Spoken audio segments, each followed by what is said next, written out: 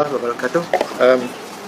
Saya nak ringkas saja dan saya nak bincang secara bahasa yang dipermudahkan. Sebab apa yang saya rasa pada masa ini ialah masyarakat kita dalam keadaan confused. Mati katak, buntu, tak tahu apa nak buat, ekonomi merudung, masalah kesihatan merata-rata. In fact hari ni saja saya jumpa orang 9 out of 10 ada problem.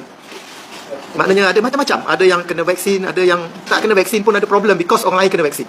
Jadi ini masalah yang masyarakat nak atasi. Dan apa yang berlaku sekarang ialah kita dihujani satu demi satu oleh benda-benda yang kita tidak sukai. Apabila kita dengar ada orang sesama musim tengkujuh, musim macam ini adalah satu perkara yang biasa. Setiap kali winter kita ada banyak pandemik, banyak flu merebak di kawasan-kawasan sejuk. Dan ini kita dapati sekarang memang banyak di luar negara pun banyak flu yang merebak. Dan kita di sini tiba-tiba kita kata ini berbahaya, penting ambil vaksin. Okay? Kerana flu ada di sekitar kita. Flu ini adalah satu penyakit yang memang dia akan datang. Ya, ada. Kita jagalah. Kita boleh atasinya dengan cukup mudah. Macam-macam orang ada, macam-macam cara. That is not an issue. Tapi kenapa kita perlu divaksinkan? Okey. Vaksin pula, vaksin ini adalah satu injection yang permanent. Apabila kita divaksinasikan, kita tak boleh buat apa dah. Bahan itu akan masuk ke dalam badan kita dan kekal sampai kita mati. Dia bukan macam ubat. Kita makan lepas 4 jam dia keluar habis. Lepas tu kena makan lagi 2 biji. Vaksin is permanent. It can affect you for life. It can affect you for as long as you don't want it. Okay, this is vaksin.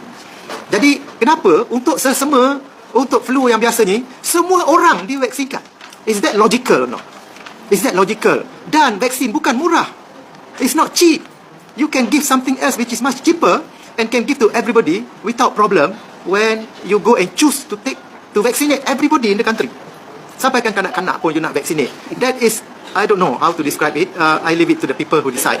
But to me, vaccinating everybody in the country because there is a flu, it's a joke. It's a joke. It's a real joke.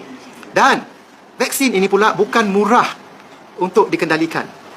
Okey. Apabila kita cakap vaksin ini adalah khusus.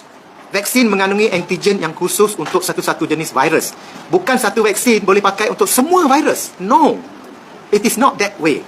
Jadi, kalau kita ambil vaksin untuk Omicron, dia sesuai untuk Omicron.